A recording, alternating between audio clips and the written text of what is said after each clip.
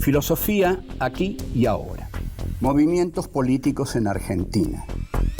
La ilusión en el progreso histórico era la bandera fundamental de la izquierda política. Sí, que se rompa, pero que no se doble.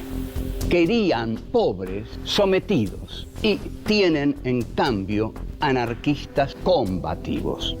Los hijos de la llamada chusma inmigratoria exigían ahora educarse, necesitan hacerse a sí mismos.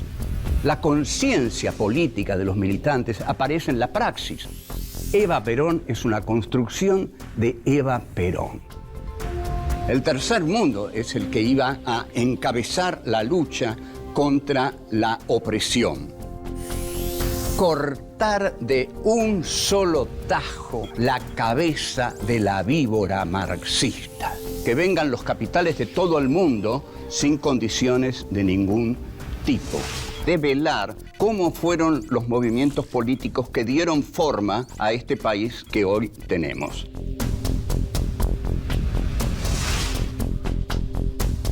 Leandro Alem. 1. El federalismo en su ADN. 2. Sus primeros pasos políticos. 3. La revolución del parque. 4. Sí, que se rompa, pero que no se doble. El federalismo en su ADN. Nos vamos a ocupar en este encuentro de un hombre bueno. Sí, aunque no lo crea. De un hombre bueno, honesto, sufrido. Nos vamos a ocupar del fundador de la Unión Cívica Radical. Nos vamos a ocupar de Leandro Alem. Leandro Alem tiene un origen federal y popular, porque Leandro Alem tiene raíces en su padre. ¿Quién era su padre? Su padre era Leandro Antonio Alem, con N final, y había sido miembro importante de la Sociedad Popular Restauradora, más conocida como la Mazorca. La Mazorca era una organización parapolicial que respondía a las órdenes de don Juan Manuel de Rosas. La Mazorca está dirigida por Ciriaco Cuitiño. Cuitiño era el bravo, el duro, el impiadoso director de la Mazorca, que logró una oscurísima fama, mucho más oscura de lo que realmente fue.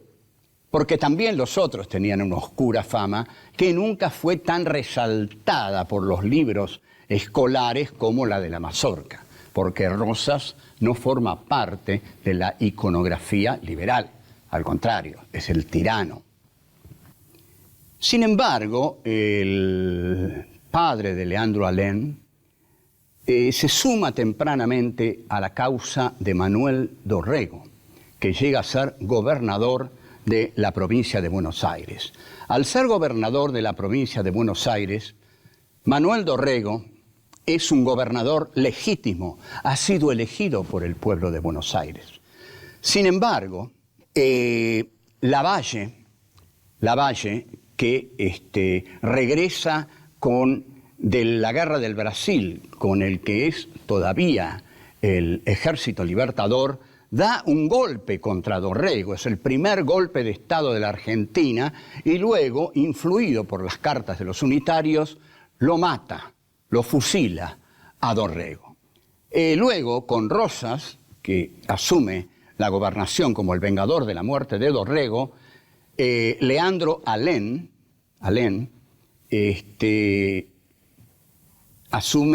se queda en la Mazorca y es un importante miembro de la Mazorca, como dijimos. Forma parte de las fuerzas de Hilario Lagos, que luego de Caseros atacan al gobierno de Buenos Aires y son derrotados. Al ser derrotados, los unitarios detienen a Leandro Alem y lo ahorcan en presencia de su hijo. O sea, Leandro Alem ve morir a su padre en la horca.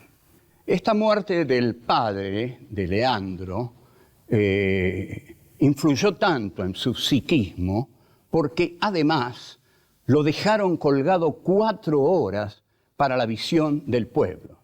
Como diciendo, miren, aquí está ese mazorquero sangriento, mírenlo bien, esto es lo que hacemos con los mazorqueros asesinos. La gente internalizó así la crueldad de que era capaz el nuevo régimen unitario, que a partir de la batalla de Pavón salió a matar gauchos a sangre y sable. Ahora, el caso es que Leandro Alem crece con la vergüenza por la muerte y por la actividad, por la estirpe de su progenitor. De todos modos, Alem se lanza a una carrera política en la que va a tener éxitos y fracasos, como todos. Volvemos. 2. Sus primeros pasos políticos. Leandro Alem nace, como todos nosotros, nace en 1842. Como dijimos, surge a la vida con una voluntad política muy fuerte, un poco erosionada por el destino cruel, duro de su padre y por la influencia que él cree que eso tiene en él. Pero sin embargo, para Leandro Alem, la vida va a estar identificada con la ética política, con la ética individual. O sea, es un hombre que va a amar las causas justas. Desde muy joven decide dedicar su voluntad política a las causas que él considera honradas, a esas causas por las cuales vale la pena pelear. Porque para esto, considera, estudió y para esto se formó. Tiene una enorme sensibilidad para con los que sufren, con las víctimas, con los agredidos. Es un hombre que vino al mundo para estar del lado de los perdedores. Esto es lo que hace de Leandro Alem un ser excepcional. Vino como político para estar al servicio de los perdedores.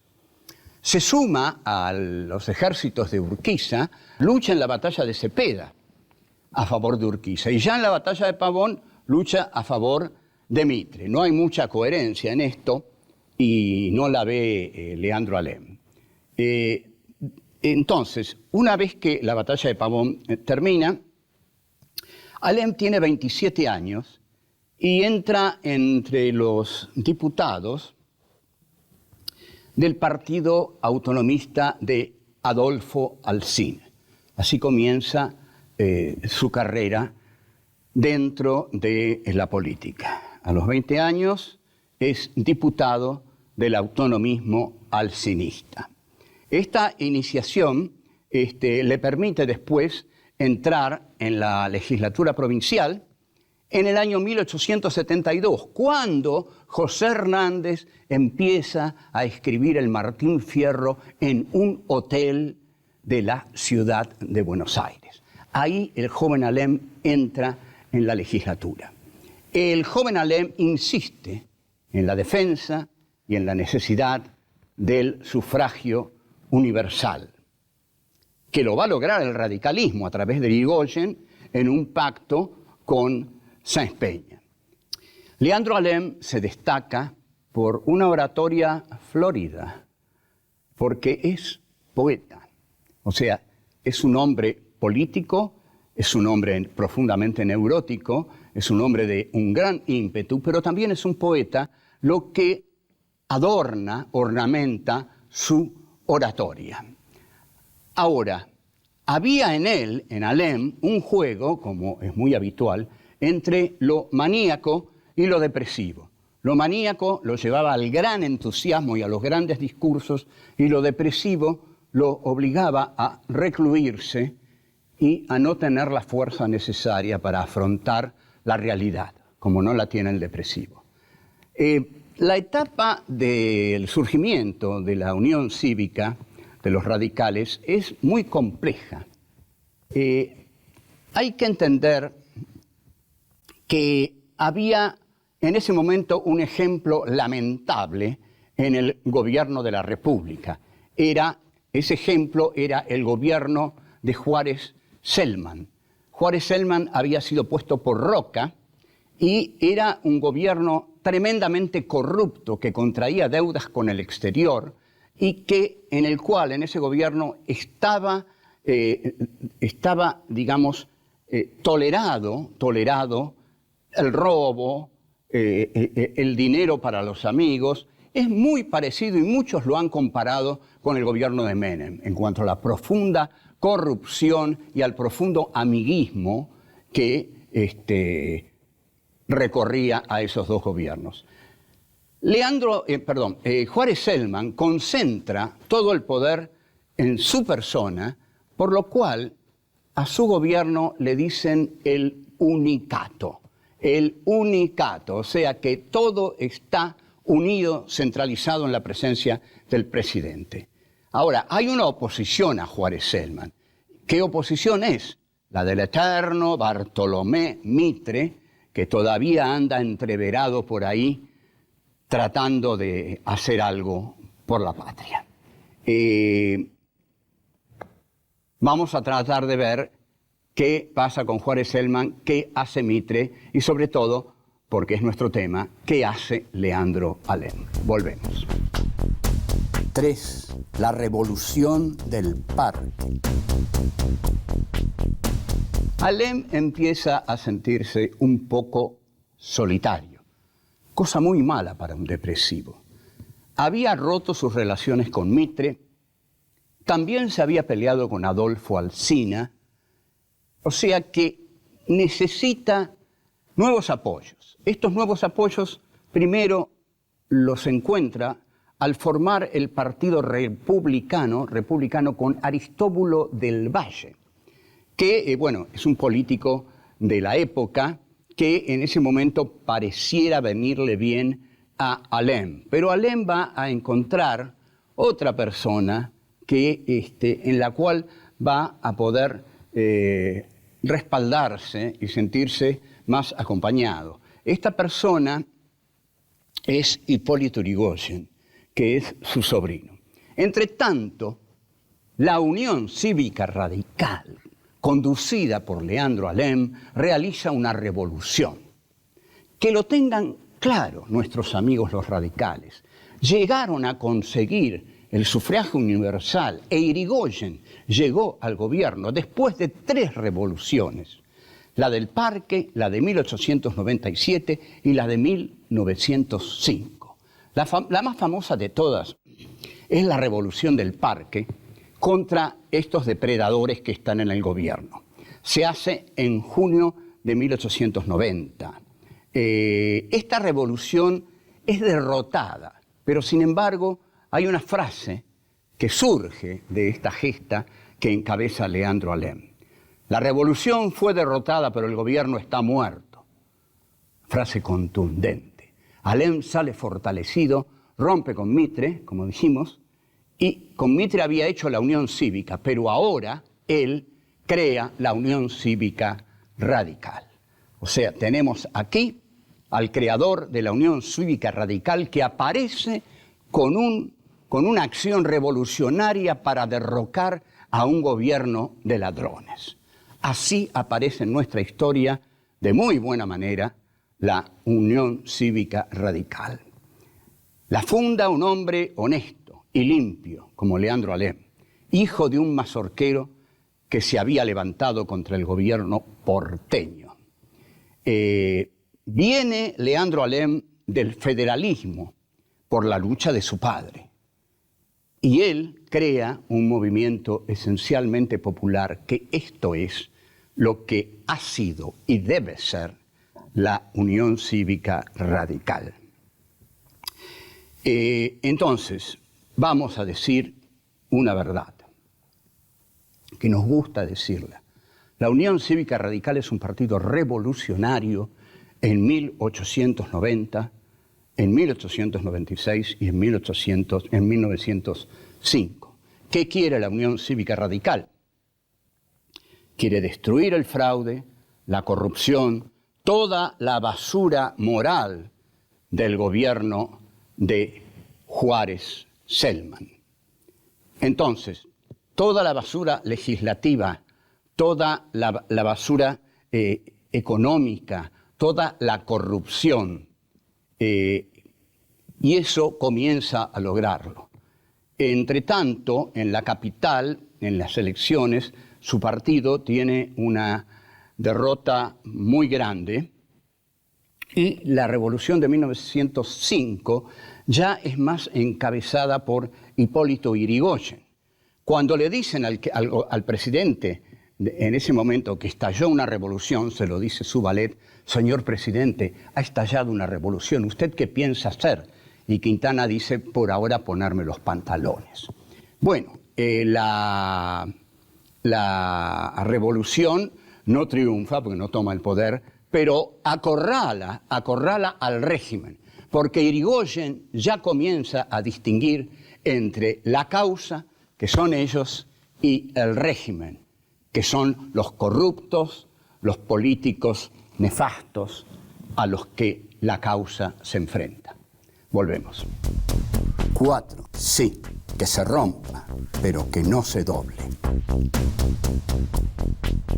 Como dijimos, Leandro Alem y el radicalismo en general, e Yrigoyen también va a mantener esto, distingue entre dos conceptos muy diferenciados. Está la causa y está el régimen. ¿Qué es la causa? La causa es aquello por lo que se vive. La causa es aquello por lo que se lucha. La causa es aquello por lo que se respira, porque la vida tiene un sentido. Porque yo, dicen los radicales, dice Alem, dicen los radicales, tenemos una causa. Nuestra causa es derrotar a este régimen infame que se ha apoderado de nuestro país. Queremos para nuestro país otra causa, una causa sólida, decente, moral. Esta concepción de la moral es constitutiva de Leandro Alem y va a ser constitutiva también de los mejores hombres del radicalismo. Entre tanto, Alem comienza a tener conflictos internos en la Unión Cívica Radical, algo que quizás él no esperaba, porque era un hombre bueno y no podía concebir que se le opusieran, que lo cuestionaran. ¿Y con quién empieza a tener grandes diferencias? Nada menos que con su sobrino Hipólito Yrigoyen, que tiene una concepción distinta en muchas cuestiones que para Leandro Alem son fundamentales. Alem, además, y esto Yrigoyen lo detecta, Alem se muestra cada vez más cansado, más enfermo y deprimido. Entonces, Alem es un hombre enfermo a lo largo de su vida. Enfermo y sano, pero cuando empieza a sufrir muchos reveses, la enfermedad lo va ganando. Y los procesos depresivos, cuanto más fuertes son, más convencen a la persona que los sufre que la única salida, que la única cura es la autosupresión, el suicidio. Como dice Jean Améry, levantar la mano contra uno mismo. Entonces, Alem elige el suicidio.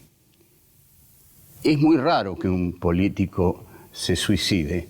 Tiene que tener una alta concepción moral de la vida y también tiene que estar erosionado por una enfermedad muy dolorosa. El caso es que el 1 de julio de 1896, frente al Club del Progreso, se quita la vida con un balazo. Esa es una forma terminante de quitarse la vida. De ahí no se sale. El balazo es casi inapelable en el suicidio. Entre tanto, Alem deja un testamento notable. Lo deja sobre su escritorio para que sea leído después de su muerte. Y este testamento ha pasado a la historia argentina como el testamento de Leandro Alem. O sea, después de muerto, su palabra sigue existiendo en la historia argentina porque él la ha dejado escrita en algo que es su testamento. De este testamento, sus principales pasajes, los más profundos, los más dolorosos, son los siguientes. He terminado mi carrera, he concluido mi misión. Para vivir estéril, inútil y deprimido, es preferible morir. Esta es una elección total. Y finalmente lanza su frase más célebre. Sí, que se rompa, pero que no se doble.